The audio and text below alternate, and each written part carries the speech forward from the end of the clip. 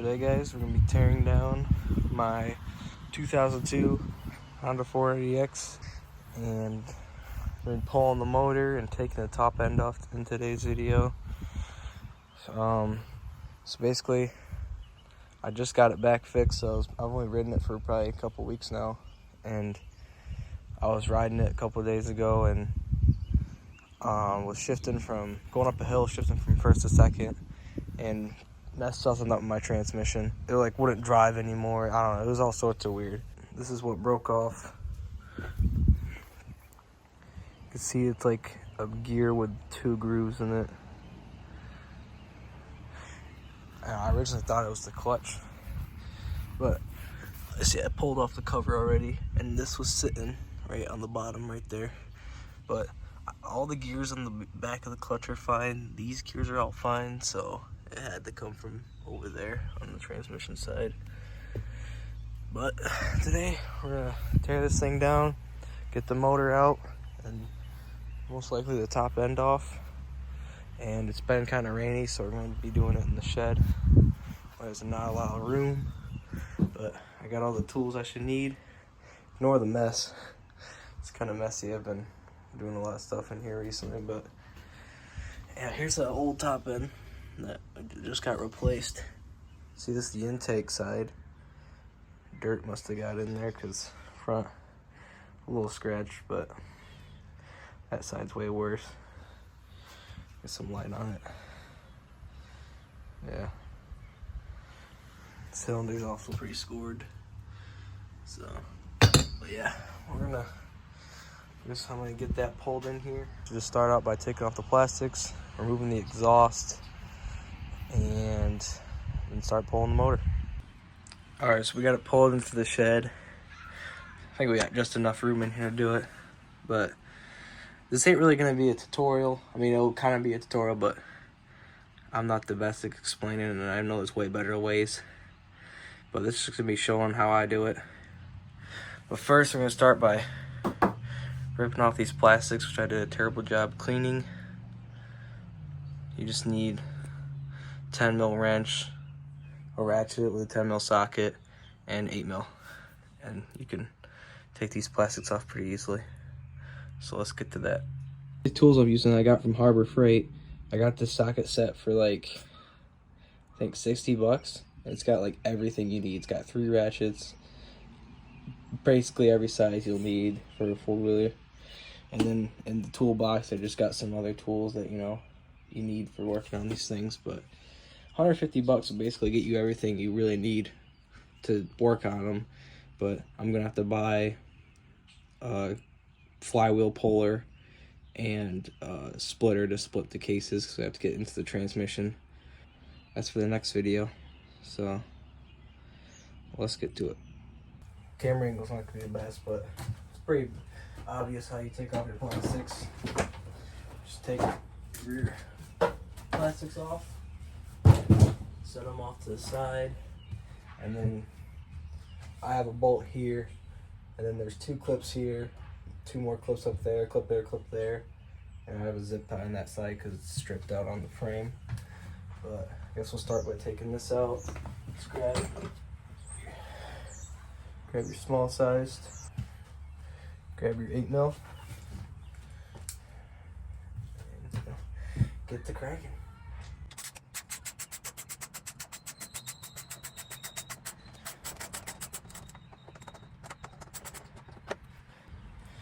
To not lose track of your bolts, what I'm going to do is I'm just going to put them in the top of my toolbox, but I would get one of those like magnet dishes, or just sort them out really well. Like, I have the bolts for this side case here in a piece of paper labeled, but bolts like these, I have a bolt kit if I lose them anyway. Which, if you're taking apart one of these and you work on it a lot, I would highly recommend buying a bolt kit, because they're only like 30 bucks and they give you basically every bolt that's on the 4-wheeler, because it's very easy to lose bolts for these things. And that bolt kit comes in very handy. I've used it a lot because there's bolts that fall out all the time, and I use them on my plastics, and they're just it's very useful, so I would highly recommend that. If you have zip ties in your plastics, just take a cutter and flathead for the clips. Just cut these zip ties.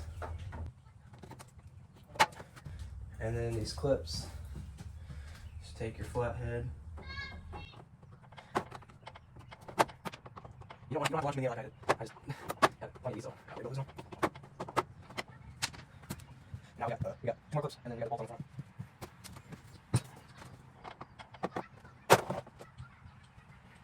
Take one clip. It's not hard, isn't it?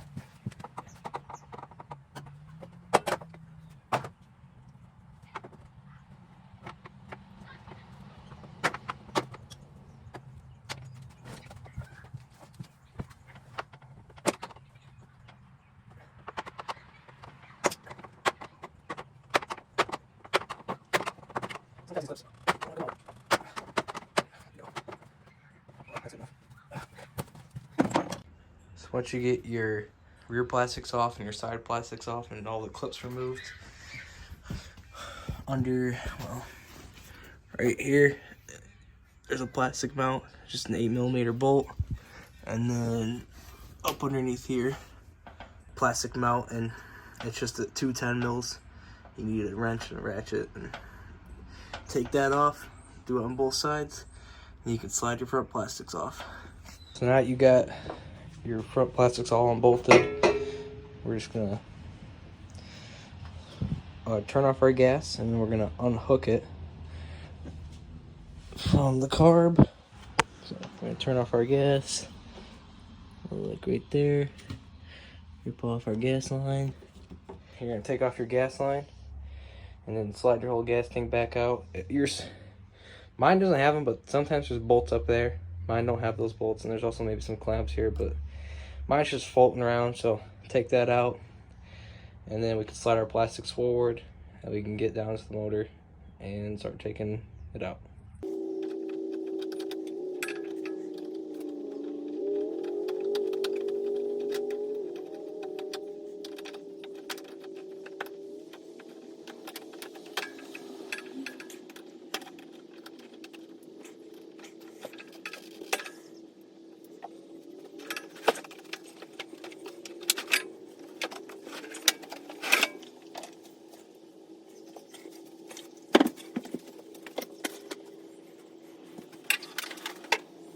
Alright, so once you get your gas tank out, you can just slide your plastics forward.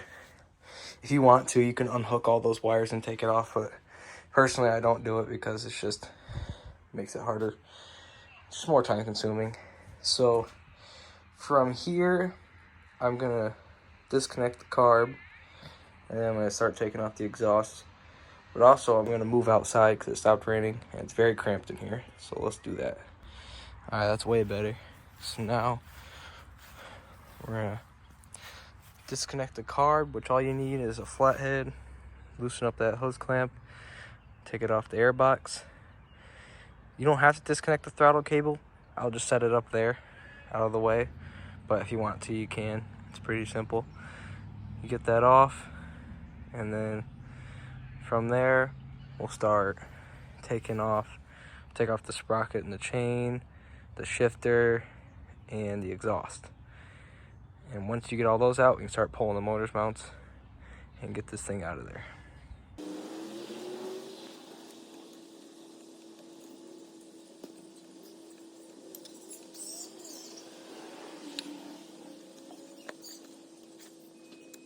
I just discovered something that's not very good. There's a whole bunch of dirt in my car, which I have an idea what it's from. It's good I fixed it now, but I had an old air filter on here and it was not sealing very well, and dirt is definitely getting through there. So honestly, I might just end up buying a whole new air box. This one's kind of junk, but that is not ideal. We'll say that. Yeah.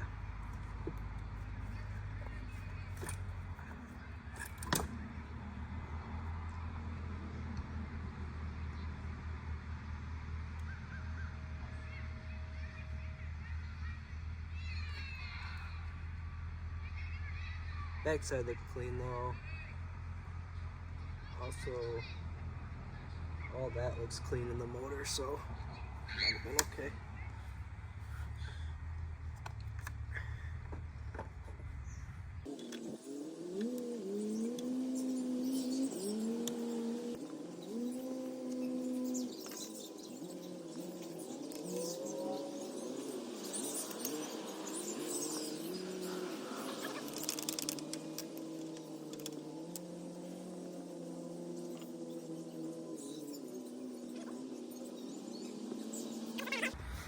And I'm bleeding for some reason. I don't know when that happened, but okay.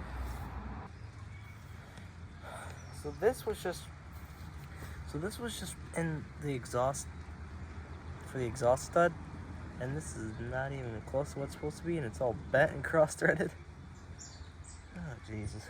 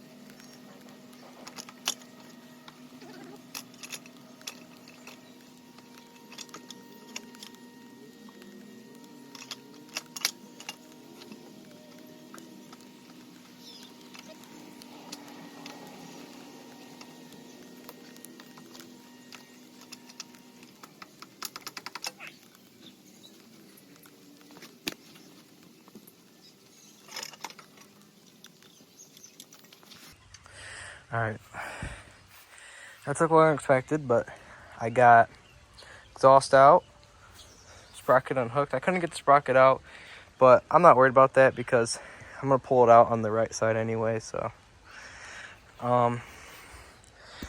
Disconnected the carb, unhooked the coil.